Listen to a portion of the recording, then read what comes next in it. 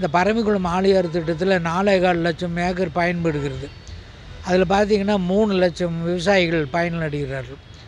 1000 கிலோமீட்டருக்கு மேலே கால்வாய்கள் செல்கிறது. இந்த கால்வாய்கள் எல்லாம் கிட்டத்தட்ட பார்த்திங்கன்னா காங்கிரீட் போட்டு 60 ஆண்டுக்கு மேலே ஆயிடுச்சு. இன்றைக்கி எல்லாமே ஒட்டு மொத்தமாக தூர் ஏறி கால்வாயில் தண்ணியே போக முடியாத ஒரு சூழ்நிலை இன்றைக்கு இருக்கிறது.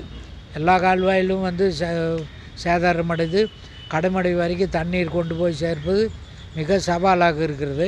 ஒட்டுமொத்த அணைகள் எல்லாம் பொள்ளாச்சி பகுதியில் இருக்கிறதுனால இந்த பகுதியில் இருக்கிற விவசாய பெருமக்கள் தொடர்ந்து கோரிக்கை வைத்து வருவது பொள்ளாச்சியை மாவட்டமாக ஆக வேண்டும். அப்பொழுது இங்கே ஒரு ஆட்சித்தலைவர், ஒரு அமைச்சர் எல்லாருமே இருப்பாங்க. அவர்களிடத்தில் நாங்கள் எங்களுடைய கோரிக்கையை வைத்து இந்த காரியங்கள் எல்லாம் செய்வதற்கு சரியாக இருக்கும்.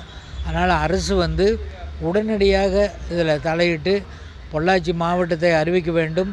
கேரளாவோடு இந்த ஆனமலையாறு நல்லாறு திட்டங்களை நிறைவேற்றுவதற்கு பேச்சுவார்த்தை நடத்த வேண்டும்.